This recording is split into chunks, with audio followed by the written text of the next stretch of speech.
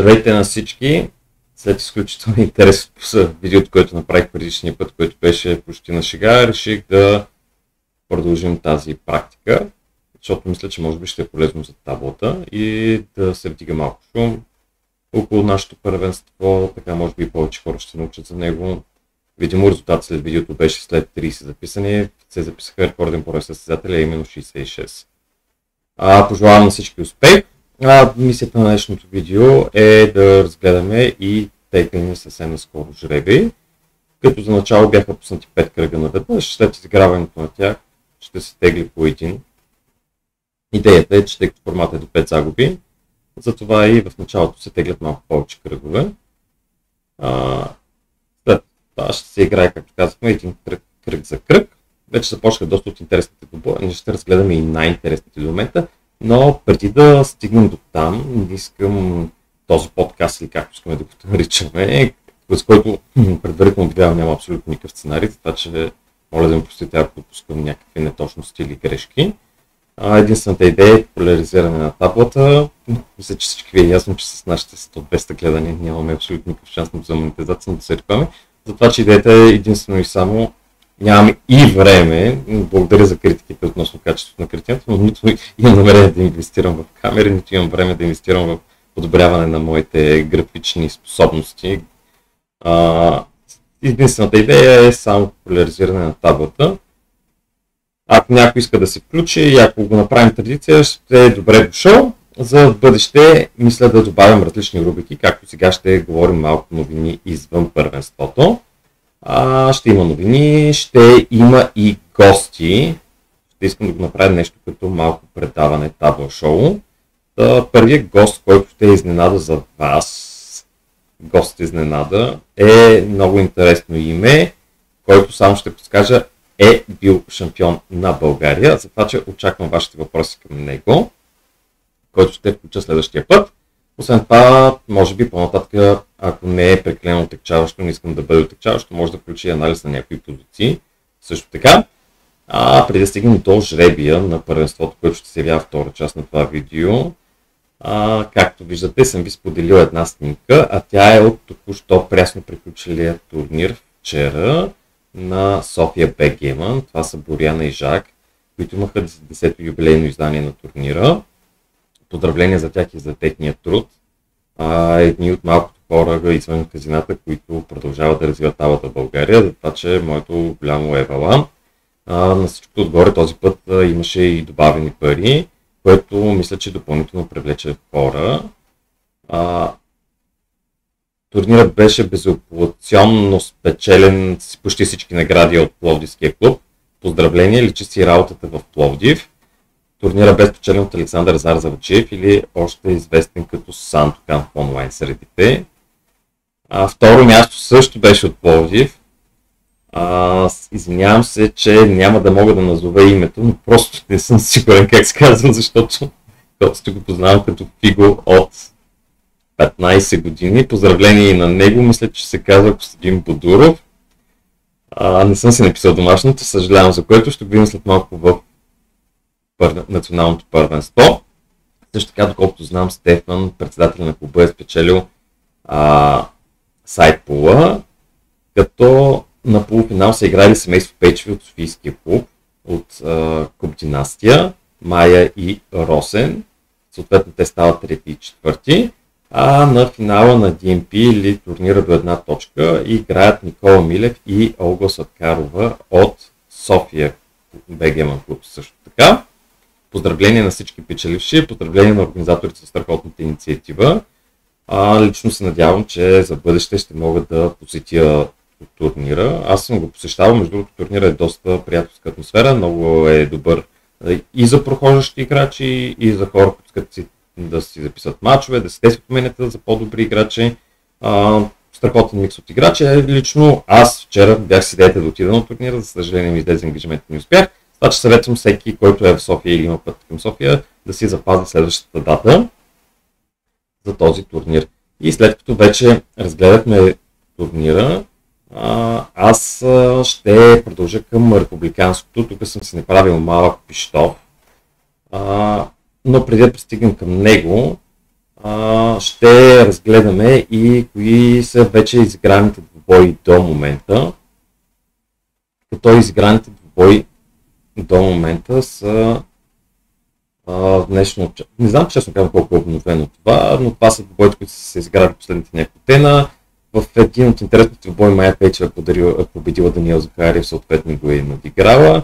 Но нещо, което е интересно е предстоящите двубои днес, които може да видите тук. Доста и мачове не са обявени, затова че съветвам да ги виждате. За момента Майя води класирането, като единствена за 2 победи от 2 мача и доста хора си я следват с една победа. Много от фаворитите вече започнаха. Станислав Стойнов, както виждате, е направил победа. Иван Лещаров е направил победа. Румен Рикивски. Уверявам ви, ще бъде доста интересно и тъй като искам да направя нещо като продължение на първото видео, ще продължа и с най-интересните двубои от първи кръг. Всъщност, пуснати са 5 кръга, както виждате. Затова, че ще говорим и за най-интересните мачове от първите 5 кръга.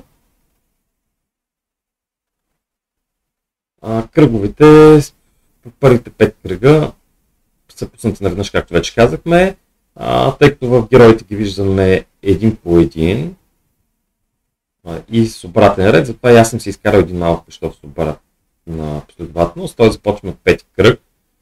Постарал съм се от всеки кръг да извадя по 3 топ матча. 5 кръг за мен е един от най-интересните мачове между Радостин Дамянов и Никола Милев. Съответно, преди да почна да говоря за тези мачове, искам да изкажа една забележка, че това са за мен най-интересните мачове, не задължително най-добрите играчи. Също така, мнението на всеки е субективно. Радвам се за изразилите се дебати след моето видео, но всичко, както казах, е с идея популяризиране на таблата.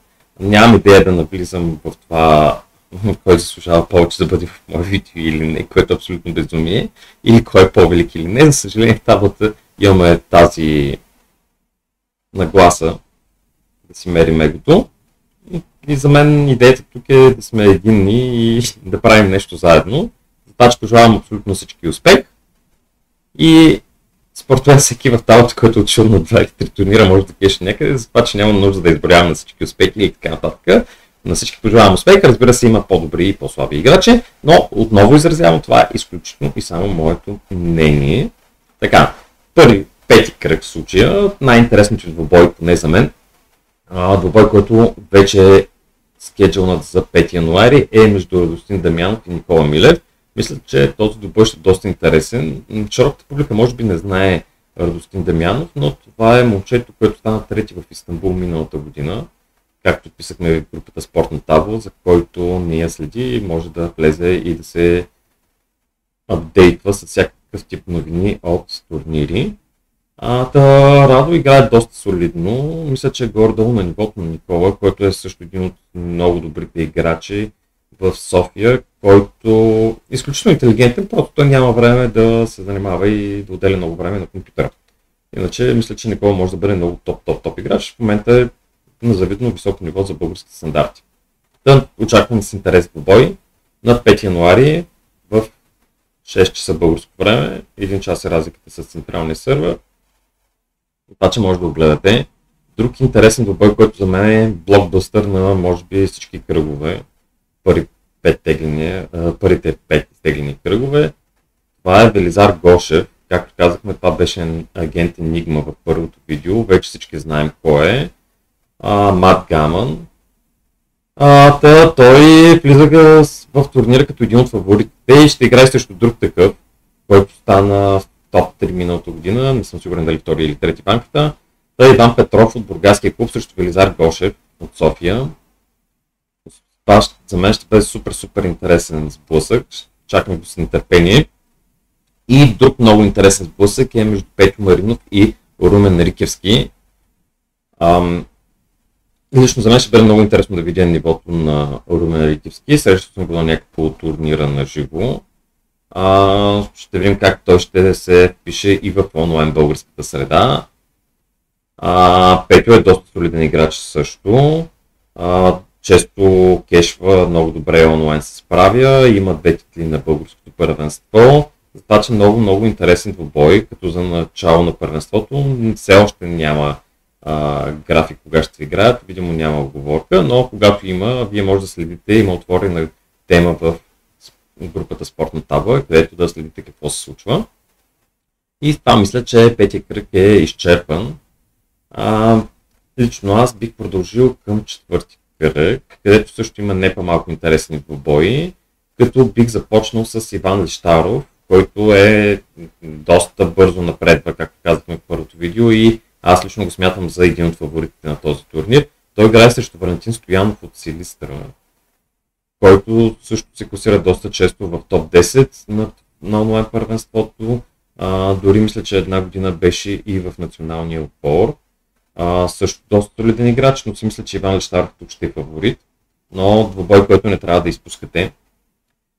Втори двубой от четвърти кръг, който за съжаление вече е игран, както виждате, е Даниел Захариев и Майя Пейчева. За съжаление казвам, защото сме го изпуснали и не е част от това видео, но аз съм длъжен да го спомена. Майя е спечелила този двубой, съответно е надиграла Даниел Захариев. Даниел Захариев е изключително интелигентен човек, който също не отделя толкова много време на таблата, но съм абсолютно сигурен, че ако го направи, ще бъде един от най-добрите. Доста солиден играч, с голяма визитка, но Майя си е от топ фаворитите и си е взела своето. Мислех, че тук може и да има шанс за изненада, но Майя е успяла. Друг матч, който отново ще събере на едно място Никола Милев и семейство Пейчеви, е Никола Милев, който беше в първия кръг. Доста интересен двубой. Двама от София, Никола вече говорихме за него, а Росен Пейчев е съпругът на Майя Пейчева. По-известен с играта си на живо, но също така е доста солиден играч и онлайн. Много интересен двубой. Разбира се, Росен Пейчев е фаворит, без да обиждам никой. Достатъчно хора, че се обиждат. Знам, че Никола не е от този тип, както за последен път казвам, това е моето мнение.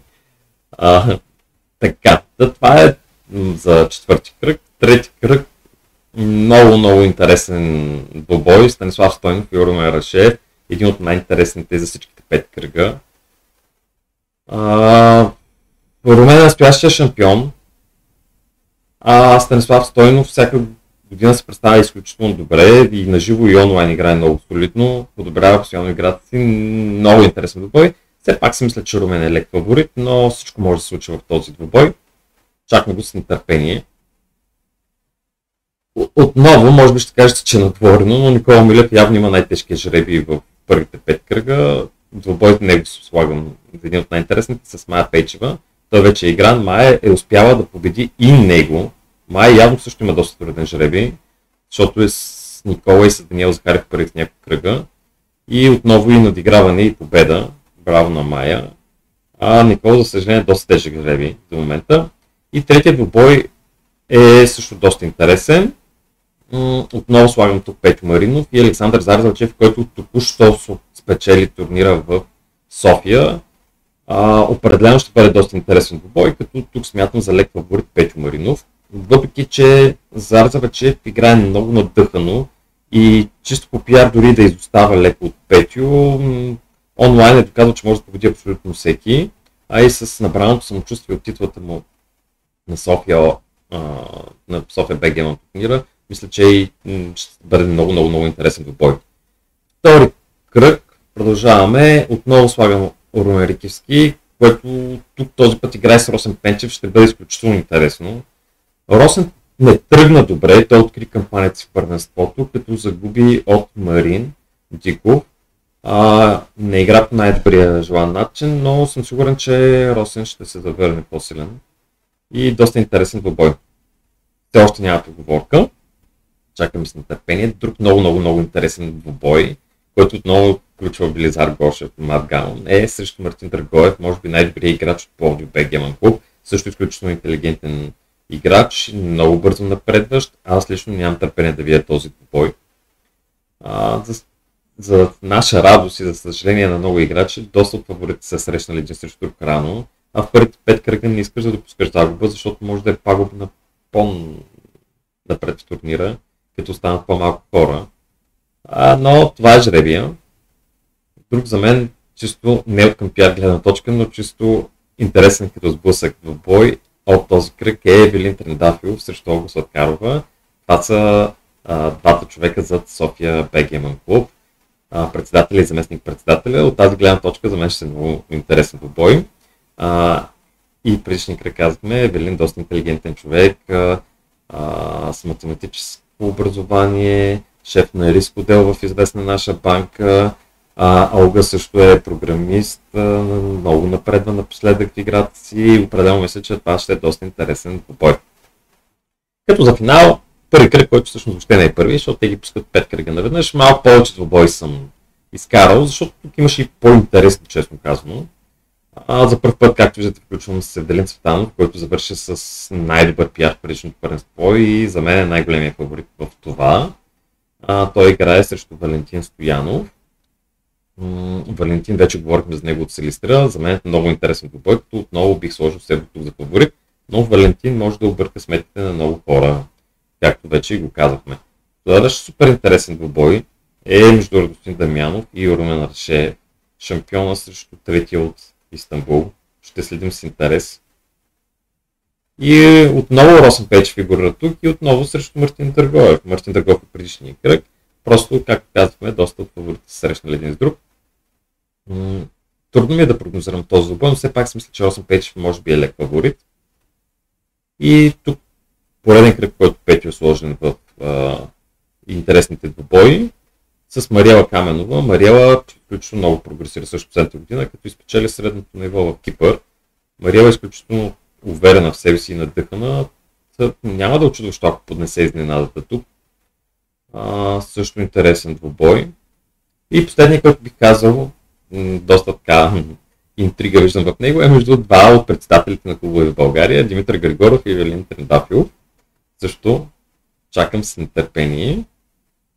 След изграването на тези двубои, както казахме, ще има тегляне на кръг по кръг. Играе се до 5 загуби. Аз очаквам вашите въпроси, коментари. И тъй като за да може да се подготвите възможно най-добре за следващия ми гост, първия в студиото гост, ще ви разкрия и тайната, кой ще бъде това. Това ще е Румен Рашев, шампиона от предишното издание. Затова, че очаквам на лични съобщения в Facebook или Viber вашите въпроси към него, както и въпроси към мен за студиото, вашите коментари за вашите фаворити. Пишете ми също дали бихте искали да видите и ревю на различни позиции. И така, радвам се, ако всичко това ви харесва. Пожелавам ви успех в турнира и до нови срещи!